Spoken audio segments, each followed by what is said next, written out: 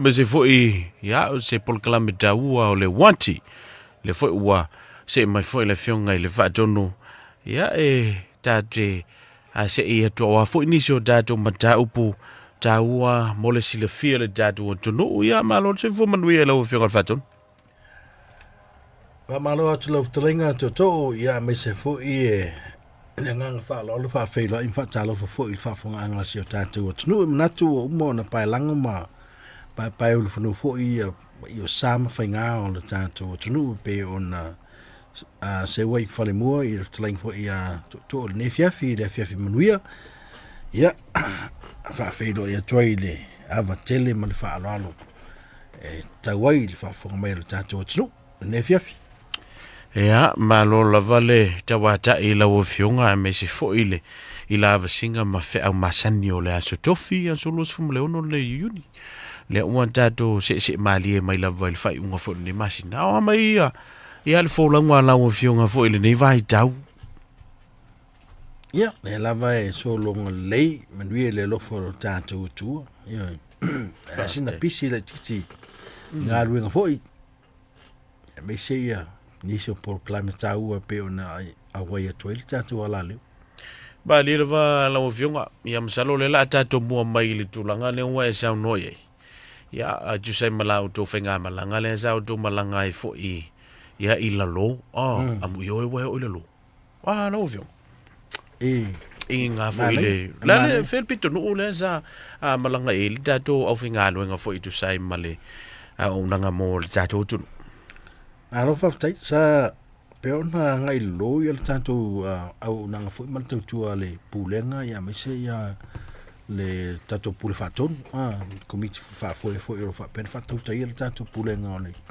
la leo ia sa ngai atu le lo Hawke's mali le no fuanga le tele na mafuli ma ngai ia le to tele o tato atu no lo auto va mai mo ngaluenga fa mai taimi ia me se lava ia o i tonu pe o i le taulanga o mo meo whaato anga fo i e whalau aina tau mawhamata. Ia, le ala sa nga iai al tātou atunu, Hastings Manipia, Hawke's Bay. Ai, wa lau i loa i telu, ai meise lava vaianga i ngā luenga whawai taimi, ia ma le taimi foi o mai tātou mo meo le tauino o whalau aina nei tau mawhamata ia ma meo fruits and veggies ka mga fruits walanga peo i ale foi leo le no whangatu tono vaianga i e tele e tuto le apu ma isi foi whala au ma isi la au foi e mo mo le tau mata pe o whala au ia ai pe o whala fai sua matulang pena ai pe o ia mamafa i ka le e faisinga ke le ia whatoanga o foi mo meo whatoanga o vine mo scrapes ma me foi ngau sele waina whala waina ia o mo meo whatoanga moli o apu peaches ma meo nectarine ia mai sia fala o ina SS malo va tailo fionga masalo le wa fong le tunu tu sai fo mal fenga malanga pe ona anga e tu to ofenga luenga pole fatonu ia me si fo ile o fio ia e mai la lo le la bito nu o lo te mai te watu lo no winga lai fo inisio alum te mafa na o le au tato seasonal workers por au nga luenga fa vai te mile sa au to mafuta fo ila lo ile pol kalame ia ole to tele o tatu tangata lo la papa au ile na vai pano le atunu ne New Zealand ia me se na Hawke's Bay fai pese furu afe ia la fai ngo tangata Samoa ina tangata Pasifika ina ile na foi vai pano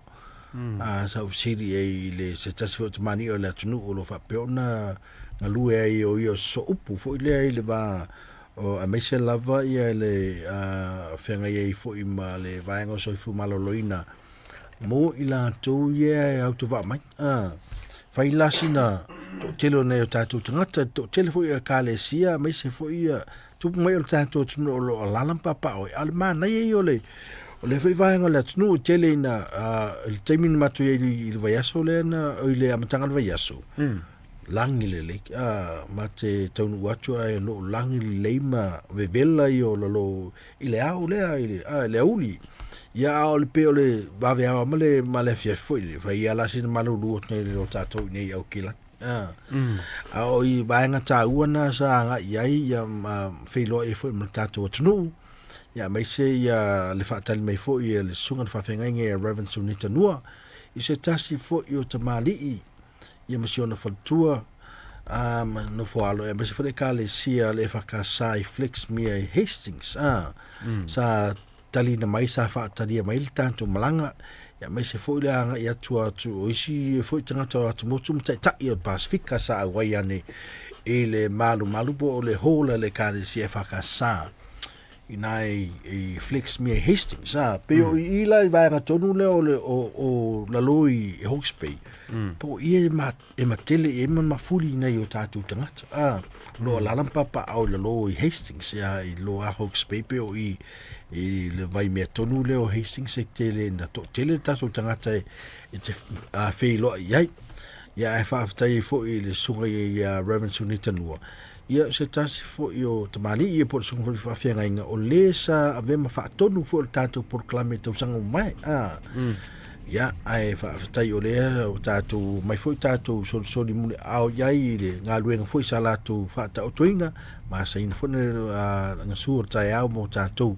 ia le o fa ngai na fo i ele tua i lana to vina tau singa fo le kalesia nai flex me Hastings mana ia e malanga mana ia tele ia le auto va atu fo ia misela va ia telo o tamani o tatu tunu ma ila tu o lo fa peona fa ngai mga luenga fa vai te mi sa awai ani le na fiafi ia manisi o tai o tatu tunu sa awai ani ia ma tai al Pasifika ma to ma futai ma tali le ma to le kalesia flex mia e fa kasa fa vetai le anga le ono lo totally fo yo le tali le fai malanga to le fionga le pule ma se foi tete fono le tanto pulenga o le board ia ma le to tele malanga tato ala leona ia anga yetu o le no ta inga ina ia feilo ai fo ma tato tnu fa so mai fo la tu langona o ani mata upo ta ua la tu te fia mi ai le so sonia le ala leo ia pe o le tu ana le anga i lo le ngata man tota to ala leo e o la fa solo ato e New Zealand ato e saua ma le uru afanua mai o i Keprianga le me a mataia le motu i matu i o tai tokerau se ia pa ia le tu tonga le me i le siua afanua i le loa i o tago ma taniren mani ai peila o le o ngā tonu le o le atu nu pe afua iai e tau na latanga i Wellington ia le mafui la le ba le sfolanga ba nga no mofai e o la ta tola au e la kwa pasi uma mai ame ai o la o la loi ma lo singa o le poule ta to fa ngaina man to ho la ngo ta to pe o le Pasifika i la lo fa malu le matanga luenga foi tanga Pasifika i le tele an ta tatu te fala lango malo pe o le tatu te lalo fa malo le tanga lu ngal malo ia ai fa aftai le tu fo i le to telefo tu mai o lo ala papa au i lo i le tautua ia me se fo ia ati nai wa ye ni so tmani e fa yo la tu fo lo fa ngai yo ne na ya la tu fo business i lo e lo fa pe fo tai taula mum tai ni so tanga luenga ese ia o le sailinga malo la volta tu tnu mali pe afu ye o tasi le le nano fuanga o tatoi sala mo ya so pingu la ke ngo fo le lo balanga sa fa mata e ai le io mai vai te mi ma kai fa malu mai me ma fire scheme le malo ngaluenga fa vai te sa ile te mi fo na ta lu mo modi ala fa ngaluenga nas ya io sa mo aven mato au piki la tau sanga ile ile lola ya fa aftai o kala ko ke le swing ele ko akelo kaka yo kaka ko mak ko se va nga salaiti ele sila va nga fo ile lo le tele le atina e fo le fa to nga se la o to te le swing ta lu mai le fa fo ile Gabriel le na afia ile lu afu tolu le na afia ia le tunu fo ia mesian na afia tele ni fo tamali tato tunu ina ua lolo vai mafa pa u eti munga ile na vai mea po na foi vai pono ia fa aftai o telefo ile toi swinga mali ma o toi foi mai foi ile toi le fa to anga ia masolonga le ia le ati na foi o na foi va engo le tunu ia na mo fo la no fa tatal no foi ia sa o asia ia fa potong foi le o le kainga pasifika o le kainga pasifika o lo ini so tamani i le ngata o le atu nu o tonga ia mai si foi atu nu o pasifika lo ngalu lueng kainga pasifika la to mtafa yoi o le vele mata yala so soni foi i ainga pasifika fa to auto va atu e ma fai on la to fa tino ina niso o ngalu nga foi ia mata ile sene ia ma fai mata yala foi fa sino ala e fe so soni ai le fa mautuino ainga fa to tau nu atu le la foi vainga o taulanga polo no fuanga kusala o le mana yala o ia vainga wa pe o tasina fa la putonga pe i tonu le nga itanga te sai e so soni atu e sa ili fale so soni mota malawa so soni foi sai nga ruenga tam fai fa so soni atu fa tino ino to le sene afta vale a mesa to tele ona ya tato tanga foi fa to ato no o me mai sa mo pe finga luenga anga isa o lalo yo tasla le fa la putonga so soni mo so soni foi le pe e navigate around pe mata yala nai tanga ta foi le fai ona mo se ka pasa vo le anga i nei ta tanga tsa mai se faingo benefiti apala ingo tupe tamaiti so songi ya o tulanga umana faina so songi ya ia na foi fala putonga ta le kainga pasifika ya po ai pe o por kainga ora ya le vanga na kainga pasifika ya ai mana ia la le vanga le no feilo ai foi la se tas foi o ta yala ia po le fionga ya sipili lili sewa folau ia se taso ta yala po navigator o lo fa peo na ia fa tau tai fo le na nga luenga ma ia au nai fo i le tato tunu ia so soni ia ta ia la tu nga luenga so soni i le tau fa mautuina na ia tato tangata i le malanga to fo i ma fa mautu le lo pe lo ka ua fa pela ka fiala lo i ka keru sa i fa la tonga ne so soni mai e me fai ona fasino tonu tato i vaenga me fai ona tato mo e so soni me se ala tato a inga i fato a taunu mai samo le fato a io anga i le ola so fona ia me se vol pitonu ia ma tau fa masani ngalu le olanga fa New Zealand wa to tele ia onisio tato ele tau langa ina fo ia nisio tato tangata le winga tala fo le tele na ia tato tangata taunu mai e yei me mo mi so swani fo le i le va fa lo i fo le o pe ta inga i mata up fo i va fa le ngali e ia fianga i le sawa ino fa na u tulang pena e a fia le tula fono ale mata fa yoila si vaenga le e ma fa ina so swani atu ya te o fo le e fa la tu nai o onga fo le e tau ma fai ona ta ia lai nei fo iniso ainga le ilanga le ese ale le soifuanga i Samoa ese le olanga i nei taunu mai o e ina i ainga fo i kauso kulafunga i akaku i Samoa ia ele tali e so kulafunga i Samoa o i nei ia pe o Samoa pe o ke ai si vanga a pe ala vanga mafatele ila tu au nanga o le manatu le fo le vanga sa waino fa na matina fa na ia me po so se lava sa waino o vanga na lo fai fo ela tua onga na ia mauti no sa onga le mu na yo tatu tangata wala nga i te me fite na ia tama o tina ia male vainga fa le ile mai tau fa le anganu tatu le vai tatu pe le vainga fa le anganu fo le ala in tatu ia lilo o le vaenga na e so tu la fono nei New Zealand kai ngon sa le sa waina le fa na mo fa tinga te le vaenga vo i matai tu o vai e so se hatu no lava ye no tu la fono ia ai o pitonu o mo vo New Zealand wa tele lava no tele au nanga ia so ani mo tangata me se foi tatu Samoa Tonga Fiji la tu Pasifika ila tu fa to ai tau no isi pitonu fa faingo fie fa matalanga o vaenga mana mia pe ona e tau o mena e mana mia e tau vaenga ia no silfir tatu tunu o lo ye lava au nanga i to tono community tetas e te sulu ia mo se feso soani ngani mai ngana tau vaenga ia mo o le soifua fo ile mo ainga tetas atina e male anga i luma a me se ale tau o le o motu mal tau la tatu pe tatu malanga mai samo ka ko mai lo ni ai me se la pe le ia ni so tatu ainga o ala lampa pa o le vaenga ia e pe o tali mai ni so tangato e kalesia ma pe o le ainga na tatu ni New Zealand e kalesia ia pe la le anga ia tu i lo ia o nala le fa tonga le o lo fai pa anga fo ma se ile ma e kalesia ia e mfeona la to ngalu lue fa tasi ia wala le lola maloloina ma le soifo le leo na ia tatu tangata lo tele ia tasina vaenga sa ia fa tanong se taimila no tu natural le fa tanong le ma le fionga ia spili lili siofolau ia se mfai na upload tato video ia ona silsila e mfa fong el tato tnu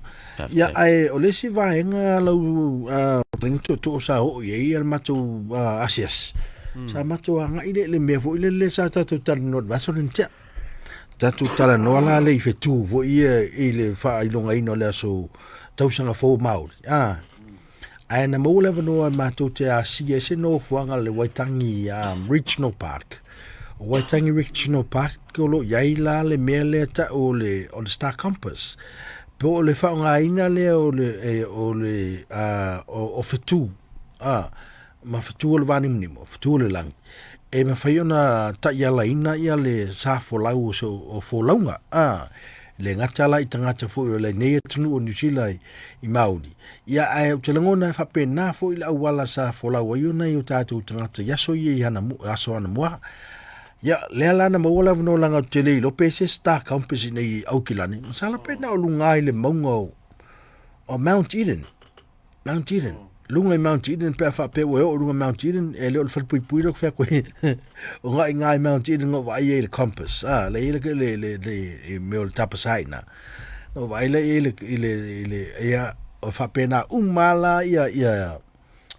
Star Compass la le al Star Compass la le matua fa fa le fu le vai nga tali o ma ia na el batula ia na fo le o le va vea la le stemio le ono le va vea ia wa mako wako e lola e matou supo e le mavea fo le matou mata i loi fitu la ia ma fa sino mai lo e le stas fo o ta yala sa fa fo ina ia le na fo i workshop le taia ia po le na fo ia onga na taia ia ma fa fa ile tu le ala wata mala malamba nei le se senga o vaenga ia e ma fa sino mai o kako mai mau ala pe fa pe o le wa mo mai ngo fitu nei le ngan samo wala assignment na le wo tu atu fo ya rev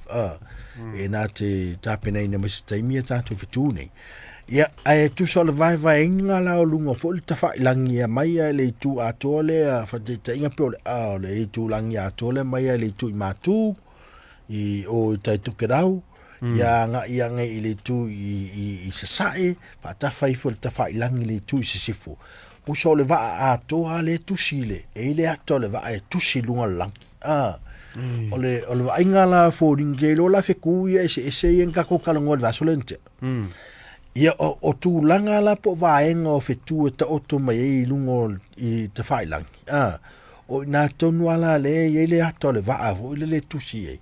ai pe o fo li va ia la ile fa ia va en le va ale a sanga tonu lo va en le va ale i va en ma fetuni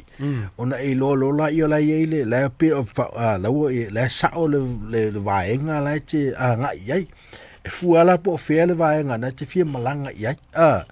ia ma i te me ali ia e lor fetu pe oso e lor fetu le ia ma vaia ia o ina ia la va en fin faita wina ia pe o ia o keila ka koso lai o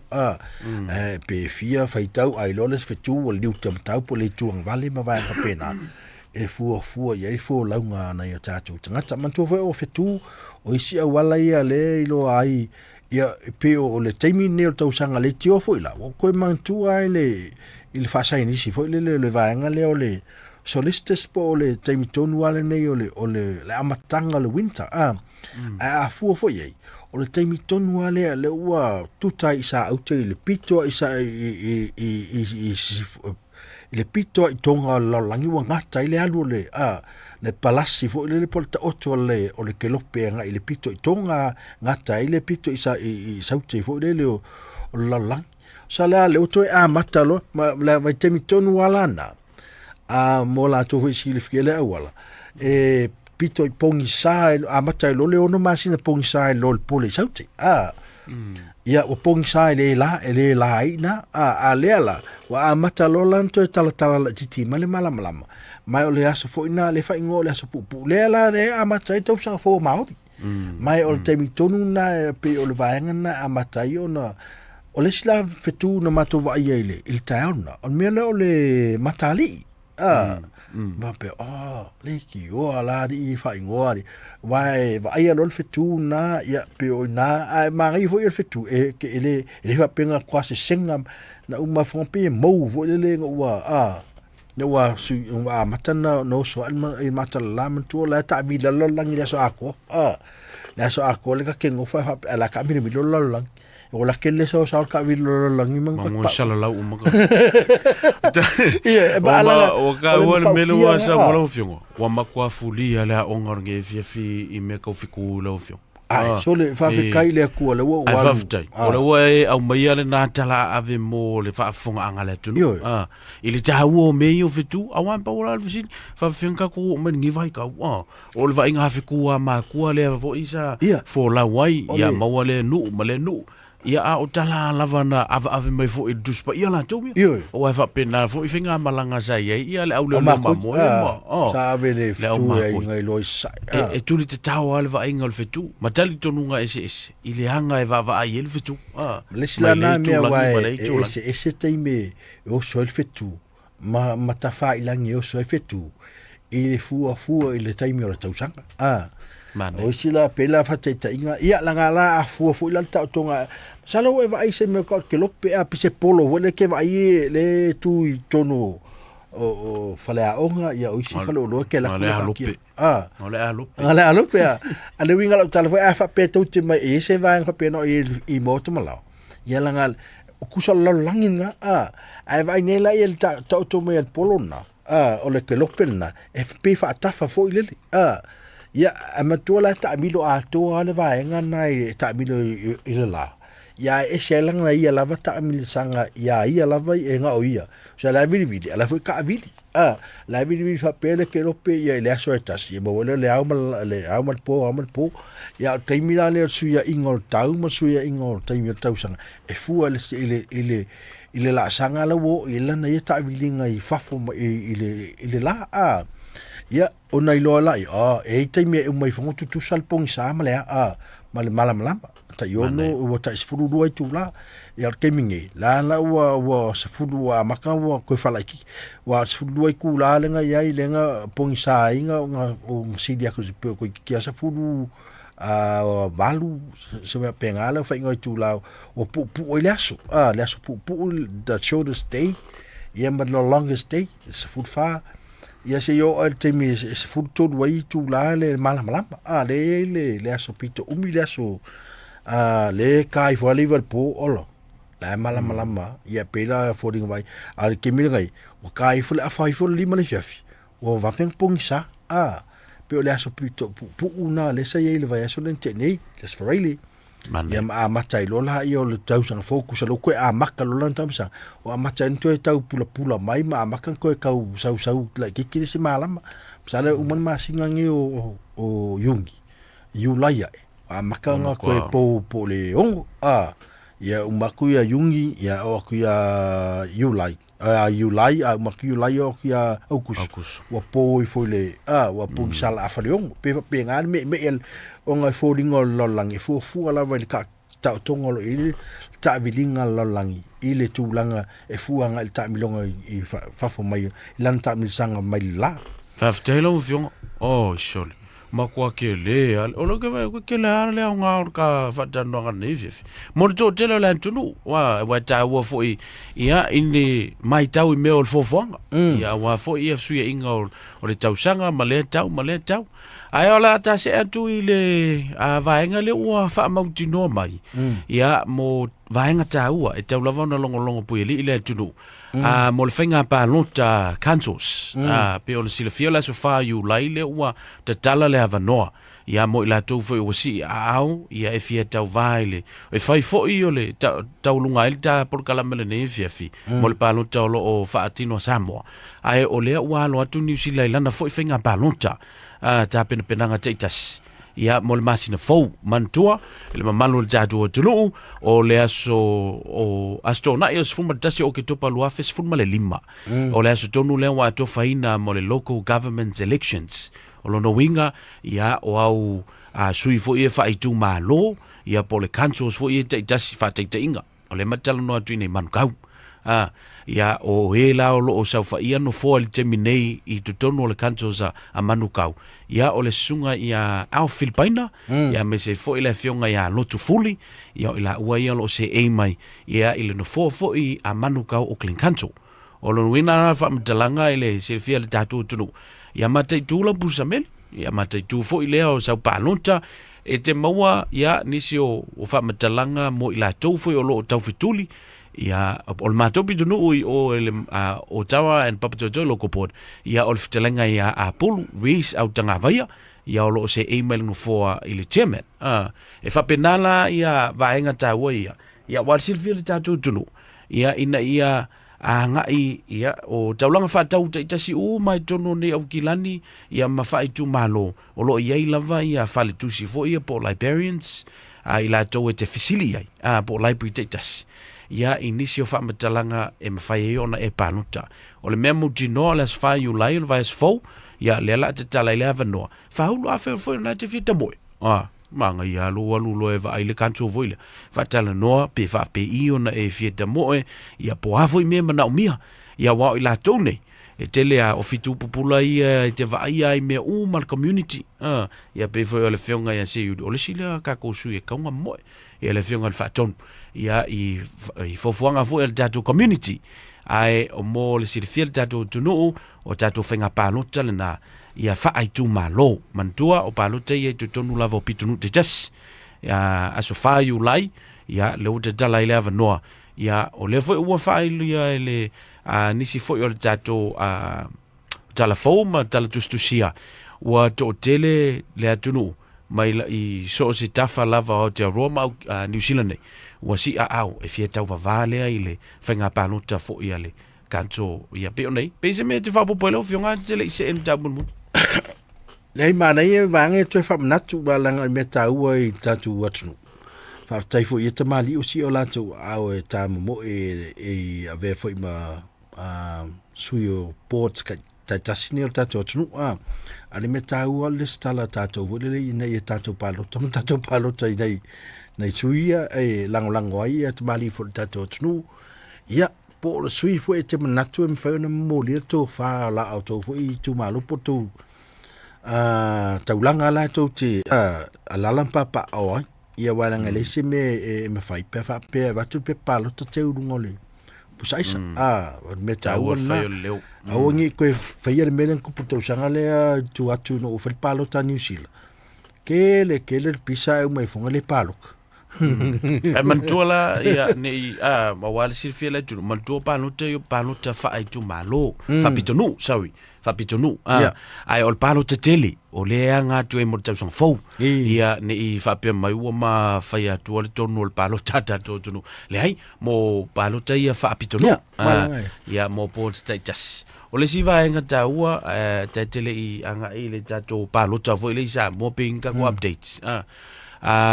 e mana o mia mataua lo leo o le mafuanga e te sila fia ai po fele anga il paketi o lau rating ai ko kongi o lau vangua ia wa o mea umanga masa o isole le rate o tau sanga len te nei lua felu as fun male fa mai le lua felu as fun male lima le financial ia po le tau sanga fa le tupe lua fe fa se la mon tupu i le tau sanga e fua ke le fanua pe e fua i le fa go fa le no ia o le te tala no atu ia o le tulanga fo le fa le tai tolu fa put moi ko nga fanua se sena ia e fua fo ila le pitonu na ye lo lau fanua a fa fo le te ila lo o fanua le po le fo te no fo ia fa le malo po fa le fa le tuma oti o e te silfia ile le tango ta le vent e yo no mafuanga ia o le si tia le sa ia le rate ia le council rate le sa ia tau sanga tene o le te talo to tele e ye ni ono swinga tau sanga nei mantua e anga i mea tau awala mea tau transportation ar ka ko train fo ngale sa fai le umar ka ko tano ia le sa te fatu lai mai ia o e anga i fo i ka ko rent ile tato le me fo ia anga i fe lapis recycling o me ave le tampa tato lapis tu lo va fo ngale tunu o va hanga tai tasi mai ini o tato mala malama fainga o paka ba fainga o malaita alo ma vainga fa pena e te sila fiai le mela anga ia lau seleni ma mea lenga taunga ta rent ma fale le nei vai tau ia o vainga tau e tau na silfia ai no vio e ska ko update mo le paluta le mai samo io le paluta i samo ta tile o paluta ia ona na file le sa fa mai ai e volta sila vainga ini se a fa peto tile mo le fa mtalanga i tulang fo le fa msnonga pe ona fie fo ia ni so se fa pule ia mas fo le sa ve minsta fa to anga le sunga ya laudi ia ma le sunga ya pule ai ia le talinga ya liu fa to malama ia pe fo to mai te Marie Samuelu ma sivai ia ma foi Marie le Lisa Marie e to no la to le sa mori ai mori ang fo le o le fau o mata fo i fa sanga i le songa le fa pule ya le pule ya le o fa mai ai na fa fo se na file fa i fa msnonga ya msalo tu sai fo i le so la pulenga lava alo ia le ngata i le tu le mali tu te ia mo le filta to no ele Itali la to fasanga ye mo lianga nei po to inga po mo lianga fo fasanga ye la to metaua o lele o mo fa sino fo lele o mai sei unga te fa peta to wa mai le unga le ai o le wa mali au tasi ia lo ia o isi va enga ye ia ta pena nga la e ta pena fo le tu le tu ina tu ya au kuso ia ona so fo la ima le so fa o se tema ta fo tu ina tu umai ia talia le tu te ia o le so fa la oktopa fa to atu fa o ina tonu le fa mai ai fo sanga lumo le afionga tu mai tai fam sino ia ona au mai ai lo le fa unga ta pulna on meta wala na mo si filta tu tu tua e lo ta sala ina lava ila tu nei se ivang na o fa maonia mo dianga nei tu sai mo dianga lo fa sanga ia ila tu ole tauan na fo ile o mata pula na malaysia la mata pula na ma o mai ile a mai el famas no fo ile le famas no o fanum suafa ile fa nga ina lo ia o le suafa la ul maleto le sunga ya la uli ia po le fionga ya la ul maleto po la ta va fosi smith ia na wa mai ai le son nothing mata pula na wa mai alo ia fa nga lo ia ma o le stala alo ia e le suafa na e mo ai pe ia fa nga ina foi ele tai o le ta pati o le fa tutua ile tu sa mo tas e le sunga ya la ulian mane toa ilona suafa na o fa ma ni mai fa snonga ia ole vaenga na ia ta tu ia ole fa no ngalo te vai se ta tu ye tele fa ya ta tu ko mingi fo le mata tu fa tio ya sa mo a ta tu le palo le winga la ta nga le ko lu se e a to se lu se fu lo ta to ha me wa uma nga le skala pa ro ke sa mo mai ni sila a ko se lua se lau tātou atua. Mali le O atua le leo na le sitala. E pālota. E lea whaina le tātou whaitio fu le lea e whaavlawe. A o le mea ne tupu. E lea unga le tātou te vinga atu i nei. O tātou whaiatu o tātou manatu. Tātou te leo anga i lea whaiata tātou pālota i Samoa. Tātou le sitala ka kia. Whaire ta oto lal paro ka Samoa ia Samoa. E ele tātou vai ia langa o whapea fui. O le tātou te tausia o tātou ainga. Ia pe o le vaenga la le tau. O le whai o lo sao. E ala i lo le sitala alo ia. Mai pālota Ta wor vanga le wa sa no elo fiunga. Ya vo ia. Vo ile ai misia meni o benga te vai lang ia la. Fai asina malo si ol mele.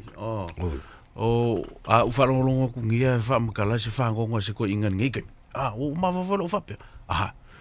Mai mahu peanga kako ku mawe ar ka manga. Whamakala whangongo. Paspasi aku mai ka ringa o lea i le whonga o lea. Tu lou whafonga lea tunu. Langa le wai ta ua le tu langa lea i le whaifo o manatu whaalia o le diaspora ia po tatou fo i le i whaf. Ia ha ua ia. Se ele e po le astafu ne e lona sa. Aula ui ala ngona fo i lea pula oe po pete fai ala oe skaili nga e lungo social media. Ai pau alo o la uia e o ti alo taloto. Sa ta fau tuanga foilia. O lenga ngana. O lenga ngana. O lenga ngana le te fai atu pe e sa oe le upu foi le la ofiong. So, ke fa kola upu lenga fa mai kia. E si ero ka ngoi kalo udu. Le malo losi o upu. E fai asina whanono fu le. Ia. Faitalia o e pete valo, pete palo, ta pete alu, pete le alu. O le ngangana leo te fai te tela o fionga. Sole. Ke lo e a fai mele se upu whapese si a ununga o te fai langi tu lou le whafonga ngala tunu. E mana ia la lo fai tu la kango mai a salu limele. Sao kahalo ulu. Ole mea tatu fai no ai. Ile nei vai tau. Ile mai le tolu whātau sanga talu mai nei tau sanga e wha.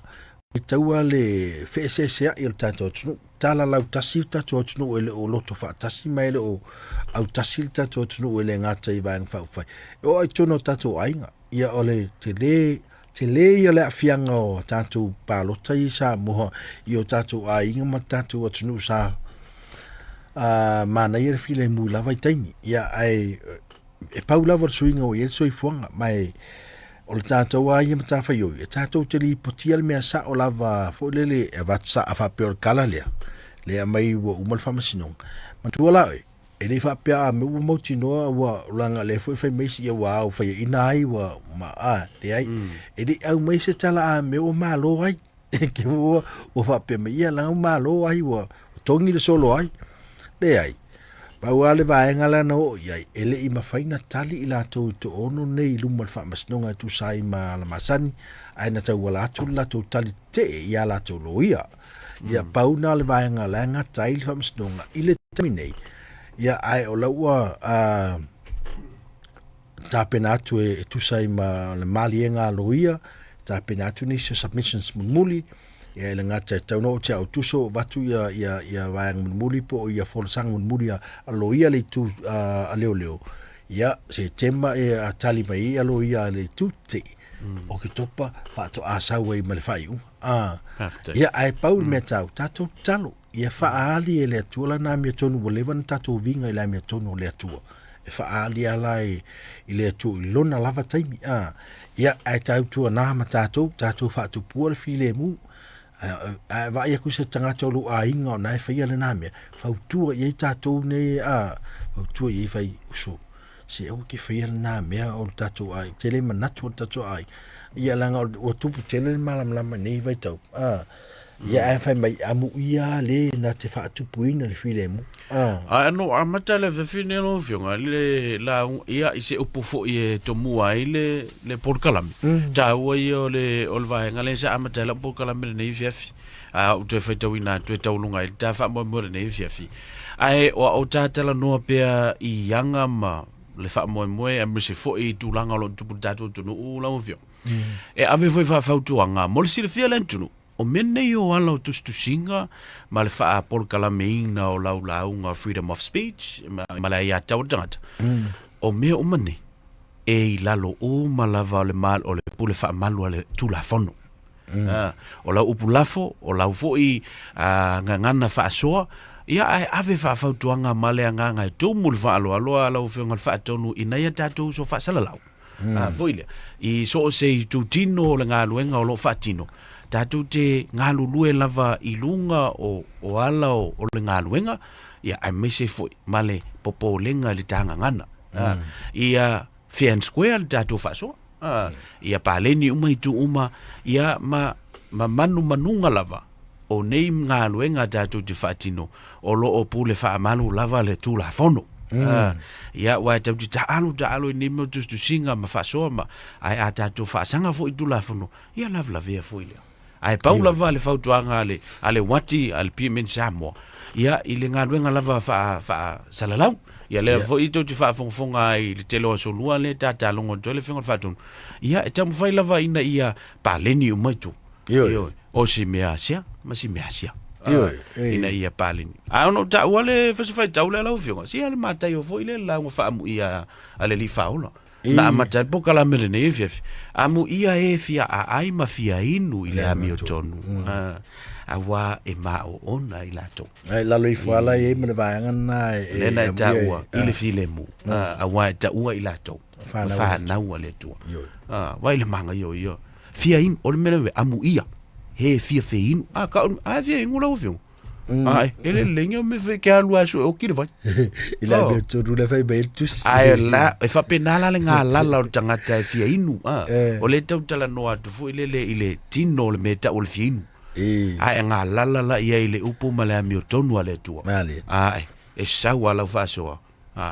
pa lengi maka ko lu ngole ia tu lo va fonga ngala tu no la o fianga fa ton ia tau lunga mai ai la o fianga stasio ta por Calambia msalo le ua se mai foi le temia wal fa mo ngal por Calambia sunga le fa fengi alo fa ta tele le tanto tunu ne fiafi ia le on sai mai foi le tanto por Calambia fa tai foi fa fon mai le tanto por Calambia le wati ne foi va yaso fa pai malu at foi yaso foi vai malu poenga ia se bu le tau mali la tu fa fonga ia vai malu vi fale lo to finalo tanto tunu tanto te matua tu lava ia tu e manga loile au nanga ma le tutua